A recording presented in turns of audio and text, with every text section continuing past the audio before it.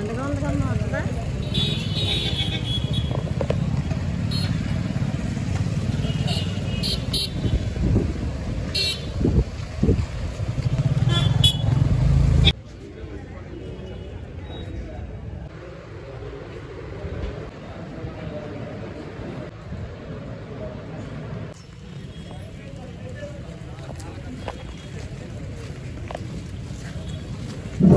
Hello hello అందరికీ నమస్కారం.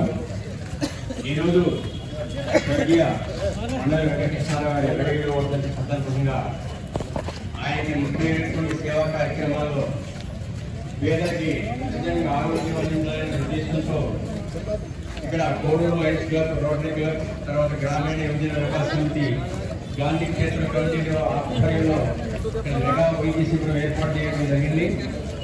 ఈ శిబిరాన్ని ఈరోజు మన ముఖ్య అతిథి ఆరుపాటి రామకృష్ణ గారు మాజీ మంత్రి వాళ్ళు వారి చేత ప్రారంభించడం జరుగుతుంది.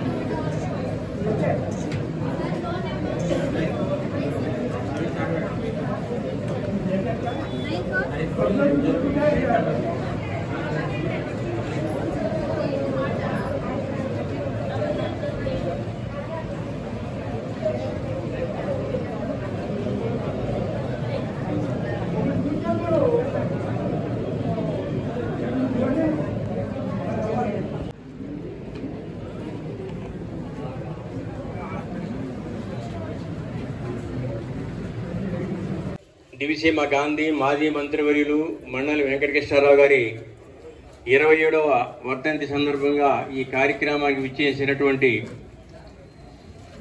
అభిమానులు, మండలి అభిమానులు, తెలుగుదేశం పార్టీ కార్యకర్తలు, నాయకులు, బీజేపీ నాయకులు, తర్వాత జనసేన నాయకులు, కార్యకర్తలు అందరూ కూడా స్వాగతం, సుస్వాగతం. ఈ కార్యక్రమానికి, ఈ వైద్య శిబిరం తర్వాత ఈ వర్ధంతి కార్యక్రమానికి పెద్దలు, పూజ్యులు, మాజీ మంత్రివర్యులు రాజేంద్ర ప్రసాద్ గారు ఇక్కడికి విచ్చేసిన వారికి స్వాగతం పలుకుతున్నాం. అదేవిధంగా ప్రభాకర్ చౌదరి గారు మాజీ శాసనసభ్యులు కనపర్తి శ్రీనివాసరావు గారిని కూడా వేదిక మీదకి రావాల్సిందిగా ప్రార్థిస్తున్నాం.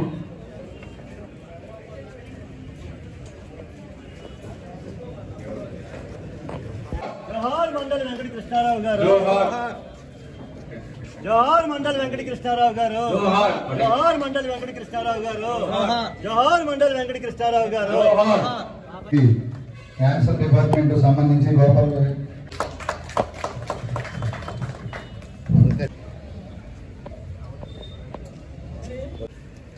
డాక్టర్ కవిత మేడం కార్యదర్శి. మనం తీసుకునే ఆహారం వల్ల కానీ లేదా మన పనితీరు వల్ల కానీ ఏదైనా కానీ మన ఏరియాలో షుగర్ పేషెంట్స్ ఎక్కువ మంది ఉన్నారు. వల్ల వైరల్ ఫీవర్స్ బాగా వస్తూ ఉంటాయి. సో మీకు జ్వరం వచ్చిన ఫస్ట్ 1-2 days ఎక్కువగా వాటర్ తీసుకుంటా, పారాసిటమాల్ బిల్ వేసుకుని ఇంటి దగ్గర మీరు పనులకు వెళ్ళకుండా ఇంటి దగ్గర రెస్ట్ తీసుకుంటూ ఉంటే చిన్న చిన్న జ్వరాల నుంచి తేలిగ్గా కోలుకోవచ్చు అనమాట. శాంతి గారు, డాక్టర్ శాంతి గారు అండి.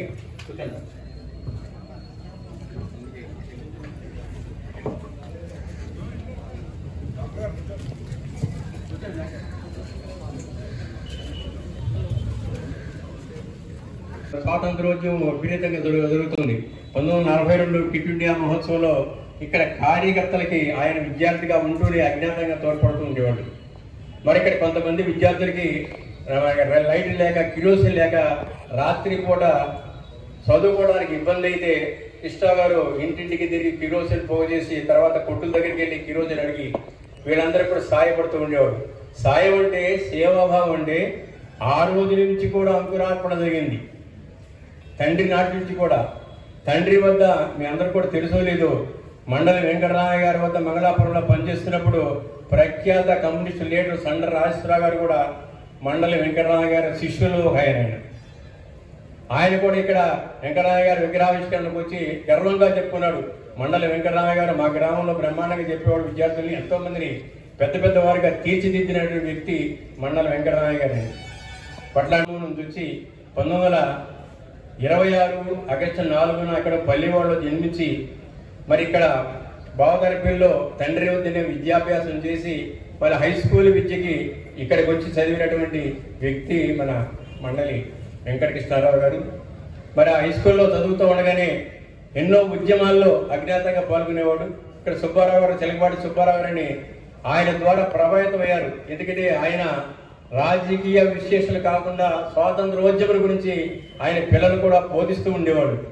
ఆ బోధనలు కూడా ఆయన ప్రభావితమై ఆ రోజు నుంచి కూడా మరి హై స్కూల్ నుంచే కూడా ఆయన స్వాతంత్రోద్యమంలో పాల్గొనాలనే కాంక్ష ఈయనలో జీర్ణించకపోయింది.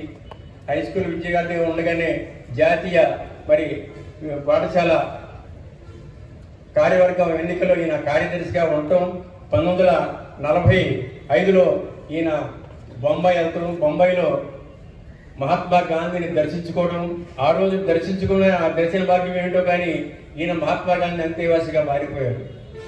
ఆ రోజు నుంచి మహాత్మా గాంధీ మరి ఎక్కడ ఏ కార్యక్రమం చేసినా ఆయన ఒక శిష్యుడు, ఈయన కూడా ఒక శిష్యుడిగా మెలిగారు. తర్వాత హిందూ కళాశాలలో ఆయన డిగ్రీలో ప్రవేశించడం జరిగింది. అప్పుడు హిందూ కళాశాలలో ఒక డిటెన్షన్ విధానం అమల్లో ఉండేది. ఆ డిటెన్షన్ విద్యార్థులందరూ కూడా మండకృష్ణ గారి నాయకత్వానికి ఆయన చూసి మీరే మన నాయకత్వం వహించి ఈ డిటెన్షన్ విధానంపై మనం పోరాడాలి, ఏమైనా సరే దానిలో మన డిటెన్షన్ రద్దు చేయాలనే ఉద్దేశంతో వీళ్ళందరూ కూడా పోరాటం జరిపి డిటెన్షన్ రద్దు అయ్యేంత వరకు కూడా మండకృష్ణ గారి నాయకత్వాన వాళ్ళందరూ కూడా చేశారు. డిటెన్షన్ రద్దు అవ్వడం కూడా జరిగింది. కార్యవర్గ ఎన్నికల్లో ఈయన జిల్లా కార్యవర్గం సభ్యులుగా కూడా ఎన్నికవడం కూడా జరిగింది. ఈలోపు అక్కడ మచిలీపట్నంలో అనేక ఉద్యమాలు, కాశీనాథి పూర్ణమల్లికార్జును మండల వెంకటకృష్ణారావు గారి మరి ప్రతిభా విశేషాలను గుర్తించి ఈయన పైకి తీసుకురావాలి, ఈయన ద్వారా కొన్ని కార్యక్రమాలు మనం జరపాలని ఈయన విద్యార్థిగా ఉండగానే ఆయన కృష్ణా జిల్లా విద్యార్థి కాంగ్రెస్, కృష్ణా జిల్లా కాంగ్రెస్ యువజన కాంగ్రెస్ అధ్యక్షుడిగా కూడా ఈయన నిర్మించడం కూడా జరిగింది. అటు తర్వాత ఎన్నికల్లో మరి భారీగా మెజారిటీ రావడం, తర్వాత బందర మున్సిపాలిటీలో మరి గెలిపించడం, దానికి కృష్ణారావు చేదోడు వాదోడుగా ఉండడం కూడా జరిగింది. అట్లాంటి ఎందుకంటే చిన్ననాటి నుంచి ఆయన సేవాభావం కానీ ప్రజలకు ఏదో చేయాలని ఒక తపన కానీ ఆ ఇల్లు కూడా ఏర్పాటు చేసుకోవడం కూడా జరిగింది. అటు తర్వాత 1952లో ఈ వివాహం నాగార్జునలో జరిగింది. తర్వాత 57లో ఈయన పార్లమెంట్ సభ్యుడిగా ఎన్నికవడం కూడా జరిగింది. 56వ సంవత్సరంలో మీ అందరూ కూడా తెలుసు, 56వ సంవత్సరంలో వాళ్ళ వివాహ అన్యోన్యతలో ఒక ముఖ్యమైన ఘట్టం 1956 ఆశాజ్యోతి అహింసామూర్తి బుద్ధ భగవానుని 2500వ సంవత్సర జయంతి ఉత్సవాలు విశ్వవ్యాప్తంగా జరుగుతున్నాయి. మరి ఆ సంవత్సరమే మన బుద్ధ భగవానుడు అంటే ఈనాటి మన నాయకుడు బుద్ధప్రసాద్ గారు 1956 డిసెంబర్ 26న ఆయన జన్మించడం జరిగింది. మరి ఆయన ఆశయాలకు ఏమాత్రం తగ్గకుండా తూచా తప్పకుండా, ఎందుకంటే మండలి వెంకటరామయ్య గారి ఆశయాలు ఏ విధంగా ముందుకు తీసుకెళ్లారో ఆయన ఆశయాల్లో మండలి వెంకటరామయ్య గారు ఏదో చేయాలనుంది, అప్పటికి ఆయన వృద్ధాప్యమైంది, నాయనాన్ని మనం చేయాలి, సమాజానికి చేయాలని అది ఈలో జీర్ణించుకుపోయింది కృష్ణావరంలో. అది ఆయన బయటికి తీసుకొస్తూనే మరి ఈ కార్యక్రమాలను కూడా చేస్తూ వచ్చాడు. అదేవిధంగా బుద్ధప్రసాద్ గారు కూడా తండ్రి వెంట ఉండి అన్ని కార్యక్రమాలు నేర్చుకుని ఆయన ద్వారా సేవా కార్యక్రమాలు నేర్చుకోవడం కూడా జరిగింది. మీకు రాజకీయాన్ని ఏ రోజు కూడా రాజకీయాన్ని చూడడం మండలిస్తారు, రాజకీయాన్ని సేవా కార్యక్రమాలుగా ఉపయోగించాడు. ఎక్కడ చూసినా జరిగిన సేవా కార్యక్రమాలుగా రాజకీయాన్ని ఉపయోగించాడు. సేవ ద్వారా ఈయన పైకి వచ్చే రాజకీయాలు ఎక్కడ చేసింది దాఖలాలో ఆయన జీవి చరిత్రలో కూడా ఎక్కడ లేదు. అందుకనే మహానుభావుడయ్యాడు, దివిసిబి గాంధీ అయ్యాడు. మరి అట్లాంటి మహోన్నత వ్యక్తి 1957లో పార్లమెంటు సభ్యుడిగా గెలిచి 62 వరకు మరి పార్లమెంటులో అడుగుపెట్టాడు. అడుగుపెట్టిన నాటికి వయసు ఎంతయ్యా? 31 సంవత్సరం. పార్లమెంటు మొత్తంలో కూడా అతి చిన్న వయస్కుడు ఎవరంటే మండలి వెంకటకృష్ణారావు గారు. కానీ ఆ రోజు నామినేషన్ చేస్తానికి కూడా ఈయన దగ్గర డబ్బులు ఎవరి దగ్గర అడిగి తీసుకుని ఆల్రెడీ తలకత్తి వేసుకుని ఆయనకి మరి డిపాజిట్ కడతం కూడా జరిగింది. పార్లమెంటులో ఉద్దండులైన పార్లమెంటులో ఆనాటి ప్రధాని జవహర్లాల్ నెహ్రూ గారి సమక్షంలో ప్రధానమంత్రి మరి ఎంతో మంది మేధావుల సమక్షంలో ఈయన ఎంతో నేర్చుకోవడం కూడా జరిగింది. రాజకీయాలు కానీ ఇతర అంశాలు కానీ అభివృద్ధి కానీ ఇట్లాంటి సంక్షేమం కానీ ఇవన్నీ కూడా నేర్చుకోవడం జరిగింది. ఆనాటిలో అనంతశయన అయ్యంగారని లోక్సభ స్పీకర్ ఉండేవాడు. ఆయన శిష్యుల్లో అగ్రగణ్యుడయ్యాడు. ఈయన శిష్యుడు. ఆయన వాత్సల్యంతో నాన్నగారు అంట వారి వెంట తిరిగి అనేక విషయాలు అనేక మెరుగులు లోక్సభలో మనం ఏ విధంగా ఉండాలి, ఏ విధంగా మనం మాట్లాడాలి, మన ప్రవర్తన ఏ విధంగా ఉండాలి, మన తీరుదెన్నులు ఏ విధంగా ఉండాలి, మన రాజకీయాల విషయాలు ఏ విధంగా చేయాలని ఆయన నిజంగా ఆయన చనిపోయిన నాటి వరకు కూడా మద్రాసు వెళ్ళి చూసి రావడం కూడా జరిగింది మండలికృష్ణరావు. అట్లాంటి మహోన్నత వ్యక్తి, మహోన్నత ఆశయాలు కలిగినటువంటి పెద్దల ఎడల గౌరవభావం కలిగినటువంటి మహోన్నత వ్యక్తి మన మండలి వెంకటకృష్ణారావు గారు. 63లో కృష్ణా జిల్లా మరి ఉపాధ్యక్షులుగా ఆయన చేరడం కూడా జరిగింది. కృష్ణా జిల్లా ప్రజా పరిషత్ ఉపాధ్యక్షులుగా. ఆ తర్వాత కృష్ణా జిల్లాలో అనేక పథకాలకి రూపకల్పన చేశారు మండలి కృష్ణారావు. అనేక పథకాలకి ఒకటే కాదు, రెండు కాదు. తర్వాత 1969లో గుల్కీ ఉద్యమం వచ్చింది. గుల్కీ ఉద్యమం దాన్ని ఇందిరాగాంధీ గారిని అణిసివేశారు. 1970 సంవత్సరంలో ఏకగ్రీవంగా మనం మండలి కృష్ణారావు ఇక్కడ సమితికి అవనిగడ్డ పంచాయతీ సమితికి ఆయన ఏకగ్రీవంగా ఎన్నికవడం కూడా జరిగింది.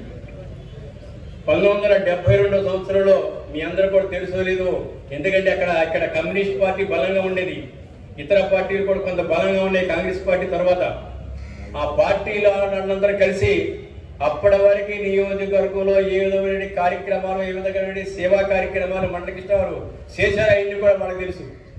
అందుకని 72లో ఈయన తప్ప మనకి ఎవరు లేరు.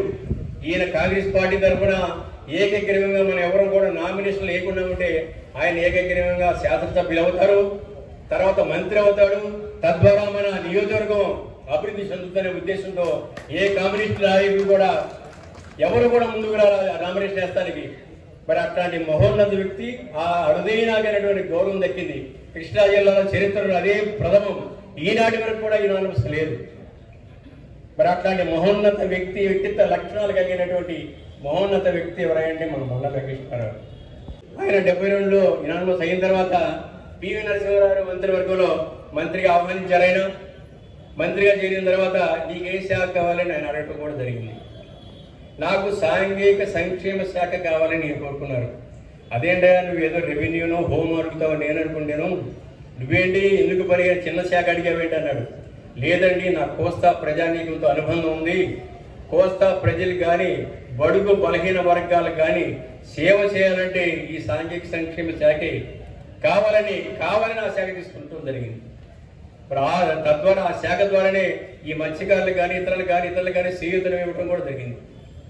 ఈయన పివి నరసింహారావు గారు 2-3 సభల్లో మండలి వెంకటకృష్ణారావు చూసి నేర్చుకున్నాయా మీరు, నాకే వాళ్ళు హోమ్ కావాలంటారు, ఒకటి రెవెన్యూ కావాలంటారు, ఏంటది ప్రజలకు సేవ చేసే ఏ శాఖ అయితే కావాలో ఆ శాఖ మీరు అడగండి, నిజంగా సేవ చేయాలంటే అనే మాటలు కూడా ఆయన మాట్లాడటం కూడా జరిగింది. ఆ రోజు పేపర్లో కూడా వచ్చింది.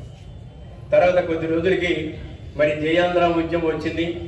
ఆ ఉద్యమం రావడంలోనే మరి ప్రభుత్వం దిగిపోవాల్సి వచ్చింది. మరి మనందరికీ కూడా తెలుసు చేయగలిగే ఉద్యమంలో కానీ ఆ ఉద్యమంలో బాటం శ్రీరామూర్తి గారు, నూకలపల్లి లక్ష్మణదాస్ గారు, మండలి వెంకటకృష్ణారావు గారు మాత్రమే సమైక్యవాదంగా నిలిచారు. మిగతా వాళ్ళందరూ కూడా వ్యతిరేకంగా చేశారు. కానీ ఇన్ని అవమానాలు పడ్డాడు మండలి కృష్ణారావు. హైదరాబాద్ నుంచి బెద్దవాడ వచ్చి, బెద్దవాడ నుంచి అమెరికట్ వచ్చి, అమెరికట్ ఇంటికి వచ్చిన తర్వాత ఎంతమంది ఇన్ని రకాలుగా ఆయన ఇబ్బందులు పెట్టారు. పేడేశారా, ఇది వేసారా, ఇంకో చెప్పులు వేసారా, ఇంటి మీదకి ఒకటా రెండా. ఆ మహానుభావురాలు ప్రభావతీదేవి గారు, కృష్ణ గారు, వీళ్ళంతా కూడా ఎంత అల్లలాడిపోయారు. మరి మహాతల్లి ఎంతో ఆయన నిజంగా వాస్తవం చెప్పాలంటే కృష్ణ గారి అంటే కూడా ప్రభావతీదేవి గారి ధైర్యం గల ఆవిడ దీశాలుగా ఉంటుంది. ఎవరు వస్తారో రండి అనే విధంగా ఉంటుంది. ఎందుకంటే మా ఆయన చేసిన తప్పు కాదు, సమైక్యకి ఉండాలి ఆంధ్రప్రదేశ్. 69లో కూడా సమైక్యం చేసింది ఇందిరాగాంధీ. ఇవాళ సమైక్యంగా లేకపోతే ఒక ప్రాంతం వెనుకబడిపోద్ది అని ఆలోచన మండలి కృష్ణారావు కుటుంబం అంతా కూడా తెలుసు. అట్లాంటి వ్యక్తుల మీద అన్ని విధాలుగా చేసిన తర్వాత కొంతమంది ఏ విధంగా సరే సమైక్యాంధ్రగా నిలబడడం కూడా జరిగింది. వాళ్ళ ఆలోచన విధానం కానీ వాళ్ళు చేసే త్యాగాల వల్ల కానీ. మా 1973లో మీకు తెలుసో తెలియదు, ఈయన 5 ఎకరాలు ఆస్తుంది మన గోదావరి పిల్లు. 5 ఎకరాలు కూడా వినోబాబావే భూదాన ఉద్యమం మరి వ్యవస్థాపకులు ఆయన ప్రసంగాలకి ఆకర్షితులై ఈయన 5 ఎకరాలు కూడా పేదలకు పంచడం కూడా జరిగింది. ఎవరైనా చేస్తారంటే ఆ విధంగా ఆ రోజుల్లో, ఇవాళ కాదు, ఇవాళ ఏదో మెహర్బానీ కోసమో లేదా రాజకీయ ప్రాబల్యం కోసమో 10 ఎకరాలు ప్రణంగా ఇచ్చి 100 ఎకరాలు దోసుకునే రోజులు ఇవి. కానీ ఆనాడు 5 ఎకరాల్లో ఆ విధంగా పంచడం కూడా జరిగింది. సరే, ఇటు శాసనసభ్యులుగా ఉన్నారు. మండలకృష్ణ గారు 1974లో జలగంగారావు ముఖ్యమంత్రిగా ప్రమాణ స్వీకారం చేసిన తర్వాత ఈయన్ని విద్యాశాఖ మంత్రిగా తీసుకోవడం కూడా జరిగింది ప్రభుత్వంలో. విద్యాశాఖ మంత్రిగా చూసుకుంటే విద్యాశాఖలో సమూలమైన మార్పులు తెచ్చిన వ్యక్తి ఎవరైనా అంటే మండలకృష్ణ గారు. అప్పుడు అనంతపురం, గుంటూరు ఈ విధంగా 3-4 పెద్ద పెద్ద డిగ్రీ కాలేజీలు ఉన్నాయి. తర్వాత ప్రతి మండలానికి కూడా, ప్రతి తాలూకాకు కూడా ఒక జూనియర్ కాలేజీ కూడా పెడతాం కూడా జరిగింది ఈ హయాంలోనే. కాకతీయ యూనివర్సిటీ కానీ, నాగార్జున యూనివర్సిటీ కానీ ఈ విధంగా అనేక యూనివర్సిటీ కూడా ఈ హయాంలోనే తీసుకురావడం కూడా జరిగింది. విద్యలో సమూలమైన మార్పులు తీసుకొచ్చి అనేక విధాలుగా ఈయన విద్యను ప్రోత్సహించడమే కాకుండా టీటీసీ, ఎందుకంటే అమెరికంటే మీ అందరూ కూడా చాలా మంది టీచర్లు రిటైర్ అయినా ఇక్కడికి వచ్చారో లేదో తెలియదు, కానీ ఇక్కడ టీటీసీ ట్రైనింగ్ పెట్టారు, హిందీ ట్రైనింగ్ పెట్టారు, బాలాను పెట్టారు. ఇక్కడ అనేక విధమైనటువంటి కోర్సులు ఈ ప్రాంత వాసులు ఎక్కడ కూడా బయటకు వెళ్లకుండా ఇక్కడే చదివి విద్యావంతులు అవ్వాలి. హిందీ ట్రైనింగ్ కానీ, టీటీసీ కానీ రకరకాలుగా అన్ని తీసుకొచ్చి ఇక్కడ పెడతాం కూడా జరిగింది ఆయన. తద్వారా ఇలా వందలాది మంది విద్య అక్కడ అభ్యసించి టీచర్లు అయిన వాడు ఇవాళ ప్రతి టీచర్ ఇంటో కూడా పుట్ట ఉందో లేదో తెలియదు, కానీ అది వాళ్ళ విజ్ఞతకే వదిలేస్తున్నారు. ఎంతో మంది టీచర్లు అయిన వాడు ఎంతో మంది ఇక్కడ వ్యక్తులు ఉన్నారు ఆయన ద్వారా, హిందీ వాడు కానీ, టీటీసీ వాడు కానీ. మరి అట్లాంటి మహోన్నత వ్యక్తి ఇవాళ, ఎందుకంటే ప్రతి వ్యక్తి కూడా ఇవాళ వినాల్సిన అవసరం ఉంది. ఆయన చరిత్ర ఏంటో ఈయన ఒక్కసారిగా తప్పుకుని కదా రెడీమేడ్ రాజకీయ నాయకుడిగా రాలా. తండ్రి నాటి నుంచి కూడా ఒక రాజకీయవేత్తగా కాకుండా సేవావేత్తగా కూడా వచ్చాడు, బయటకు వచ్చాడు. అట్లాంటి మహోన్నతమైన వ్యక్తి అయినా మీ అందరూ కూడా తెలుసు. 1975 ఆయన జీవితంలో ఒక సువర్ణాధ్యాయం. ఎందుకు వచ్చిందో ఏమొచ్చిందో నాకు తెలియదు, కానీ ఒక ఆలోచన వచ్చింది. ఆయన ప్రపంచంలో అనేక దేశాల్లో మన తెలుగు వారందరూ ఉన్నారు, ఎప్పుడు వస్తున్నారు ఇండియాకి, ఎప్పుడు వెళ్తున్నారు కూడా తెలియని ఒక అవగాహన పరిస్థితి వచ్చింది. మన తెలుగు రాష్ట్రం ఎక్కడ ఉంది కదా, మన రాష్ట్రం నుంచి కదా వాళ్ళు వెళ్ళి ఉద్యోగాలు వెళ్ళారు. వాడికి మనకి కమ్యూనికేషన్ ఉంటే వారు అంతా కూడా మనం బాగుండాలనే ఉద్దేశంతో ప్రపంచ తెలుగు మహాసభలు పెట్టాలనే ఒక ఆలోచన ముఖ్యమంత్రి వెంకటరావు దగ్గరికి వెలువచ్చడం, ఆయన కూడా అంగీకారం తెలియటం.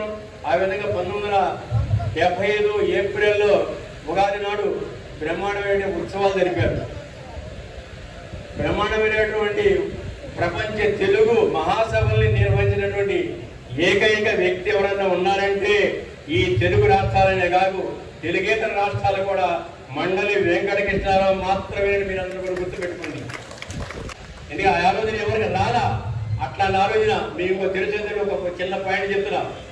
ఏ గ్రామని వెళ్తున్నప్పుడు ఇది ఇళ్ల స్థలాలు కావాలన్నా, రోడ్లు కావాలని వెళ్తారు, సమస్యల మీద ఈయన వెళ్తారు గ్రామానికి. ఈయన వెళ్ళినప్పుడు ఒక గ్రామంలో 300 మంది ఇళ్ల స్థలాలు కావాలి, 300 దండలు పట్టుకున్నారు. ఎందుకు ఈ రాష్ట్రానికి ఈయన వేస్తే మనకి ఏదంత లబ్ధి పొందుతుంది. ఈయన అక్కడికి వెళ్ళిన తర్వాత దండ ఎంత అన్నట్టు 3 రూపాయలు అన్నారట. దండ 3 రూపాయలు అవుతుంది కదా, మరి మీకు వచ్చేదంత ఆదాయం ఎందుకు దండ కొన్నారు మీరు? నేను వస్తే మేము పలకరించనా అని ఆ దండలు 300 పక్కన పెట్టించి ఆయనకు కావాల్సిన పనులు ఏర్పాటు చేశారు. ఆ రోజు నుంచి కూడా దండలు ముట్టను, పూల దండలు ముట్టుకోను, ఎక్కడైనా సరే సెల్ఫలే అనే ఆయన కాన్సెప్ట్ ఆయన చనిపోయేంత వరకు కూడా ఆయన హృదయం ఉంది. ఎవరు కూడా ఆయన ముట్టకుండా ఆయన దగ్గరికి ఎవరు గొడవ తీసుకెళ్ళారు, ఈ సెల్ఫల దండలు తప్ప. మరి అట్లాంటి ఆదర్శ భావాలు కలిగినటువంటి వ్యక్తి మండల వెంకటకృష్ణారావు. ఏదో బాగపోయినా ఇంకోటి బాగపోయినా ఏదైనా ఒక మంత్రి, ఈయన ఎమ్మెల్యేగా మంత్రి ఇచ్చేవారు. మంత్రి అక్కడ ఎక్కడో చివరిలో తినవతరాలు డిన్నర్ చేయరా, మన ఇంటికి వస్తాడు మంత్రి గారు అనేవాడు. ఆ బాగాని రోడ్డుకి మంత్రి గారిని తీసుకెళ్ళిపోయేవాడు. ఈయన చెప్పేవాడు కాదు పొరపాటు కూడా. ఇప్పుడు మంత్రి గారిని ప్రత్యక్షంగా చూసేవాడు కదా.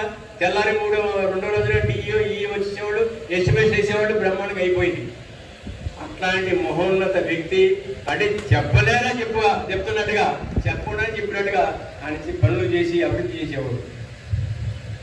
జీవితంలోనే మళ్ళీ ఒక దుర్దినం మండలి వెంకటకృష్ణారావు గారి జీవితంలో ఏదైనా ఒక దుర్దినం 1977 ఒక దుర్దినం నవంబర్ 19 దివిసీమను కబళించింది తుఫాను ఉప్పిన కాకతాళీయంగా ఆ రోజు ఈయన ఇక్కడే ఉన్నాడు. మరి ఎంత విపత్తుది పుస్తకాత విపత్తు, ప్రపంచం కూడా మర్చిపోలేనంత విపత్తు. నిజంగా ఆ రోజు ప్రసార సాధనాలు భారతదేశంలో లేవు. ఈ విపత్తుని వెంటనే తెలుసుకునే అవకాశం లేదు. అమెరికా ద్వారా భారతదేశ ప్రభుత్వానికి ఇండియా గవర్నమెంట్ కి తెలియవచ్చింది. అటు తర్వాత వైరస్ లో మన రాష్ట్ర హైదరాబాద్ లో రావడం కూడా జరిగింది. వచ్చిన తర్వాత ఈయన విపరీతమైన గాలులు అయ్యి తాడెత్తున ఉప్పిన ఇవన్నీ వచ్చేసి మరి వేలాది మంది మనుషులు చనిపోవడం జరిగింది. లక్షలాది పశువు కోట్లాది రూపాయల ఆస్తి నష్టం కూడా జరిగింది. ఆ రోజు ఇక్కడ విద్యాలయంలో సేవా విద్యాలయం, తర్వాత హిందీ విద్యాలయం, టీటీసీ ఇట్లాంటి అన్ని ట్రైనింగ్ సెంటర్లో విద్యార్థులు ఉన్నారు. ఈయన ఏం చేయాలని ఆలోచన లేకుండా ఆ వర్షంలోనే తడుపుతూ వెళ్ళి వాళ్ళందరూ కూడా తీసుకొచ్చి లోపల ఆయన బిల్డింగ్ లో పెట్టుకోవడం కూడా జరిగింది. తర్వాత ఇక కాలిపాటన 2 రోజులు 3 రోజులు పైనుంచి అందరూ రావడం ఒకటి రావడం, ఈయన 3 రోజులు 2 రోజులు మరి శవాల కూడా కొడుతూ కోడూరు వరకు నడుస్తూ వెళ్తూ, ఇట్లా గోదావరి బిల్లు వరకు నడుస్తూ వెళ్తూ శవాల మీదగానే నేను 10 మంది నెంబడేసుకుని కాళ్ళకి కొట్లు కట్టుకుని ముళ్ళు దిగి ఎంత ఘోరంగా మనిషి తయారయ్యాడు. నిజంగా అంత ఇదిగా తయారైపోయి ప్రజలకు సేవ చేయాలి. ఏంటి నా సోదరులు, నా అన్నదమ్ములు, నా అక్క చెల్లి ఈ విధంగా చనిపోయారు, ఏంటి పరిస్థితి అని ఆక్రోశించాడు. ఈయన విధానాన్ని చూసి, ఈయన ఆవేదన చూసి ప్రపంచంలో ఉన్నటువంటి సేవా సంస్థలన్నీ కూడా ఇక్కడ రావడం కూడా జరిగింది. ఆంధ్రప్రదేశ్లో సేవా సంస్థలే కాదు, లయన్స్ క్లబ్, రోటరీ క్లబ్ ఇవన్నీ కాదు, ప్రపంచంలో ఉన్నటువంటి సేవా సంస్థలు, ఏజీ ఇంటర్నేషనల్ వారు ఇట్లాంటి చాలా మంది సంస్థలు అవన్నీ కూడా, ఎందుకంటే కొంచెం గుర్తు ఉండాలని గుర్తుప్రసాద్ గారి నోటి ద్వారా వినాలి. ఎందుకంటే సంస్థతో ఆయన చాలా కొంతకాలం వెలుగైన సంస్థలతో మరి ఆ సంస్థలన్నీ వచ్చి మరి ఈయన ఆధ్వర్యంలో, ఎందుకంటే ఒకనొక టైంలో అధికారులు కూడా ఈయన మాటలు లెక్క పెట్టే టైం కాదని, కానీ వెంకటరావుని రాజీనామా ఇస్తున్నాడు, వెంకటరావుకి బాక్సులు పంపించాడు. నువ్వు రాజీనామా ఇస్తున్నాడే బాబు, నువ్వు రాజీనామా ఇవ్వద్దు అని హోటాహోటిని ఆయన రావడం ఇక్కడికి మరి చెందడం కూడా జరిగింది. ఇది జరిగిన తర్వాత సరే మరి ఉప్పిన పునర్నిర్మాణ శాఖ కూడా ఈయనకి అదనంగా బదిలిస్తూ కొంతమంది కలెక్టర్లు ఈయన పిఎల్గా పంపించడం అన్ని కూడా శాస్త్రం జరిగింది. ఈ సేవా కార్యక్రమాలు వచ్చినటువంటి సేవా సంస్థల ద్వారా కానీ ప్రభుత్వ సహకారం వల్ల కానీ ఏదేమైనప్పటికీ 2, 3, 4 సంవత్సరాల్లో పునర్నిర్మాత అయ్యాడైనా మళ్ళీ దివిసీమని కడకలాడే విధంగా తీసుకెళ్తాం కూడా ఘనత ఎవరే అంటే ఆయన ఒక్కడే జరిగింది. ఎందుకంటే ఆ సేవాభావం ఆయనలో లేకపోతే, ఆయన చూసి ఏ సంస్థ కూడా వచ్చేది కాదు. సంస్థ రప్పించడంలోనే ఆయన ఘనత ఉన్నది. తద్వారా ప్రతి విలేజ్కి ఏ విధంగా వెళ్ళాలో, ఎవరికి ఎక్కడికి పురమాయించాలో, ఎవరు ఎక్కడ ఏ కట్టడాలు కట్టాలో, ఏ ఇల్లు నిర్మించాలో, ఏ తుఫాను షెడ్లు కట్టాలో అన్నీ కూడా ఈయన ప్లాన్ చేసి అన్ని గ్రామాలకు కూడా పంపించడం కూడా జరిగింది. ఆ విధంగా అంతకాలంలోనే రోడ్లు కానీ కరెంటు కానీ అనేక విధాలైనటువంటి రావడం కూడా జరిగింది. సరే అయిన తర్వాత ఎన్టీ రామారావు గారు, కిరణ్ నాగేశ్వరరావు గారు, కృష్ణ గారు ఈ తుఫాను తర్వాత మరి ఆయన జోలిపట్టి మరి సహాయం నిమిత్తం జోలిపట్టి హైదరాబాద్ అంతా తిరిగి కొంత ధనాన్ని పోగేసి వాళ్ళిద్దరూ కూడా స్వయంగా వచ్చి ఇక్కడ ఆయనకి అందజేస్తాం, తుఫాను సహాయ నిధికి అందజేస్తాం కూడా జరిగింది. మరి ఇక్కడ ఎవరెవరు మొత్తం దేశ ప్రధానులు వచ్చారు. ఇందిరాగాంధీ, మొరార్జీ దేశాయ్, తర్వాత మన వాజ్పేయి గారు లాంటి వాళ్ళు, నీలం సంజీవ్ రెడ్డి గారు లాంటి వాళ్ళు, ఇంత ఎంతో మంది మహామహులు దేశ విదేశాల నుంచి కూడా రావడం జరిగింది. దేశ విదేశాల ప్రతినిధులు వచ్చారు.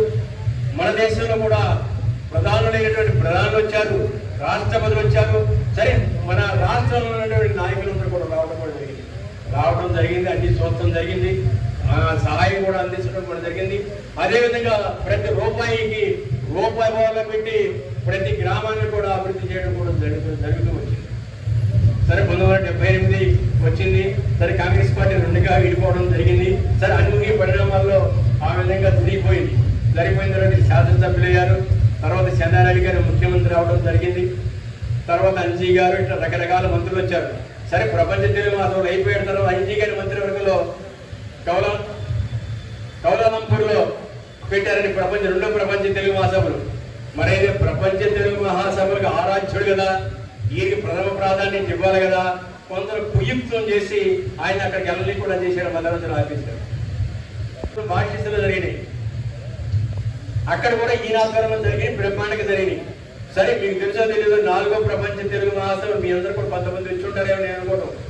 తిరుపతిలో ఆయన కుమారుడు ఏమైనా సరే నాన్నగారి ఆశయాన్ని నిలబెట్టాలి, 4వ ప్రపంచ తెలుగు మహాసభలో మన ఆంధ్రప్రదేశ్ జరపాలని తిరుపతిలో జరిపారు. ఈయన ప్రపంచ తెలుగు 4వ ప్రపంచ తెలుగు మహాసభలో జరపడం మండలి బుద్ధప్రసాద్ గారికి దక్కింది 4వ ప్రాంతం. ఎందుకంటే ఆయన ఆశయాలు ఏ విధంగా ప్రజల్లోకి తీసుకెళ్తాడని ఒక ఆలోచన రావాలి మనిషికి. ఇవాళ ఒక మంత్రి గారు పైన అంటే ఏ విధంగా ఉన్నాడో మీ అందరూ కూడా తెలుసు. రకరకాలుగా ఉంటున్నారు, కానీ సేవాభావం ఆయన రూపాయి చేసి 2 రూపాయల సేవాభావం పెంచాడు. తర్వాత అయిపోయింది 1982 సంవత్సరంలో మరలా ఈ ముఖ్యమంత్రులు అందరూ 4 ముఖ్యమంత్రులు రావడం కాంగ్రెస్ పార్టీకి. ఆయన 4వ ముఖ్యమంత్రిగా కోట్ల విజయభాస్కర్ రెడ్డి వచ్చి ఈయన్ని సహకార శాఖ మంత్రులుగా మరి కృష్ణాన్ని ప్రభుత్వంలో తీసుకోవడం కూడా జరిగింది. సహకార శాఖ అప్పటికే భ్రష్టుపట్టి ఉంది, రకరకాలుగా ఉంది, రకరకాల దోపిడీలు గురవుతుంది సహకార శాఖ. మరి వాళ్ళందరూ కూడా ఒక గాడిలో పెట్టిన వ్యక్తి ఎవరైనా మండలి వెంకట కృష్ణారావు గారు. మీ అందరూ కూడా తెలుసు. ఇట్లాంటి మహోన్నత వ్యక్తి మీ అందరూ కూడా తెలవంది కాదైనా అనేక రకాలుగా రాష్ట్రానికి మరి దివిసీమకే కాదు రాష్ట్రానికి కూడా అనేక సేవలు అందించినటువంటి మహోన్నత వ్యక్తి మన మండలి వెంకట కృష్ణారావు గారు.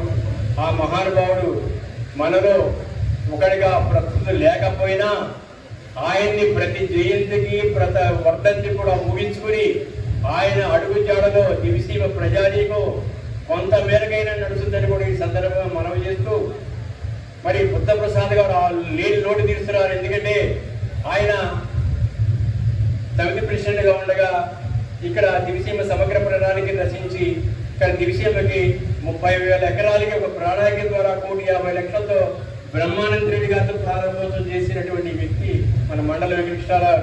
తర్వాత 77లో మీ అందరూ కూడా తెలుసు అదనంగా ఒక తొట్టి నిర్మించారు ఇక్కడ అక్విడక్ట్ మీద. దానివల్ల 70,000 ఎకరాలు సాగులోకి వచ్చింది. ఇక్కడ మరి ఏ పథకం చూసినా సరే ప్రతిదీ కూడా గొప్ప పథకాన్ని ఇక్కడ ఆయన ప్రవేశపెట్టాడు. ప్రతిదీ కూడా ఎందుకంటే ఆయన ముద్ర ఉంది. మండలి వెంకట కృష్ణారావు ముద్ర లేని గ్రామం అంటే ఏదీ లేదు, ప్రతి గ్రామానికి ఉంది. కానీ ఆయన శిరకాల వంచేయండి అంటే పులిగడ్డ పెనుముడి వారధి కోస్తా రహదారి. ఎందుకంటే కోస్తా ప్రజలందరూ కూడా రహదారిని సౌకర్యం లేక వాళ్ళు పండించిన ఉత్పత్తులన్నీ కూడా పైకి వెళ్ళలేక కొంత ఇబ్బందులు పడతారనే ఉద్దేశంతో అది ఎప్పటి నుంచో పార్లమెంటులో ఆయన మన పార్లమెంట్ సభ్యులుగా ఉండగానే ప్రవేశపెట్టారు. ఆ రోజు నుంచి కూడా ఆయన డైరీలు రాసుకుంటూనే ఉన్నారు. కానీ దాన్ని బుద్ధప్రసాద్ గారు సఫలీకృతం చేసే వ్యక్తి ఎవరైనా బుద్ధప్రసాద్ గారు అనేక ఉద్యమాల ద్వారా అనేక మంది ఇక్కడి నుంచి బందర్ వరకు కూడా అనేక ఉద్యమాలు తీసాం తీసుకురావడం జరిగింది. ఆనాడు తెలుగుదేశం మరి రాష్ట్ర ముఖ్యమంత్రి నారా చంద్రబాబు నాయుడు హయాంలో అది కడతం జరిగింది. తర్వాత 2003 సంవత్సరంలో సిఎల్పి నాయకుడు డాక్టర్ వైఎస్ రాజశేఖర రెడ్డి గారి ఇక్కడ ప్రారంభోత్సవం చేసి ఆయన ముఖ్యమంత్రిగా ఉండగా మండలి వెంకట కృష్ణారావు గారి పులిగడ్డ పెనుముడి వారధిగా నామకరణం చేసి ఆయన తండ్రి గారి పేరు చిరస్థాయిగా చేసినటువంటి వ్యక్తి ఎవరైనా మన మండలి బుద్ధప్రసాద్ గారు. అట్లాంటి మహోన్నత వ్యక్తులు మనకిచ్చింది గాంధీ క్షేత్రం. 69లో గాంధీ క్షేత్రం పెట్టింది. ఇక్కడ జరిగినటువంటి కార్యక్రమాలు బహుశా రాష్ట్రంలో ఇక్కడ జరగలేదేమో. అనేక సేవా కార్యక్రమాలు, అనేక వైద్య శిబిరాలు, అనేక సేవా శిబిరాలు, అనేక సాంస్కృతిక కార్యక్రమాలు అనేకం జరిగినాయి. ఇక్కడ జరగనంటూ లేదు. మండకృష్ణారావు హయాంలో కానీ బుద్ధప్రసాద్ గారి హయాంలో కానీ ఇట్లా చెప్పుకుంటా పోతే ఇంకా చాలా ఉన్నది. కానీ 1997 మీ అందరు కూడా 1997 మరి సెప్టెంబర్ 27వ తారీఖున పైలోక వాసులు ఆయన రమ్మన్నారు. నీ లోకంలో నీ దివిసీమలో చేసిన సేవ శాల్యమయ్యగను నువ్వు మా లోకం వచ్చి చేయమన్నారు. ఆయన పైకి తీసుకెళ్తాం కూడా జరిగింది. ఆ మహానుభావుడికి ఈ సభాకృతంగా ఘన నివాళులు అర్పిస్తూ మీ అందరి తరఫున దివిసీమ ప్రజలకి అందరి తరఫున వేదిక మీద పెద్దలందరి తరఫున కూడా ఆ మహానుభావుడు ఆత్మ శాంతి చేకూడాలని ఆయన ఆశీస్సులు ఎప్పుడు కూడా ఇక్కడ ఉండాలని కూడా ప్రార్థిస్తూ మీ అందరి దగ్గర సెలవు తీసుకుంటూ ఇప్పుడు బుద్ధప్రసాద్ గారిని సభాధ్యక్షులు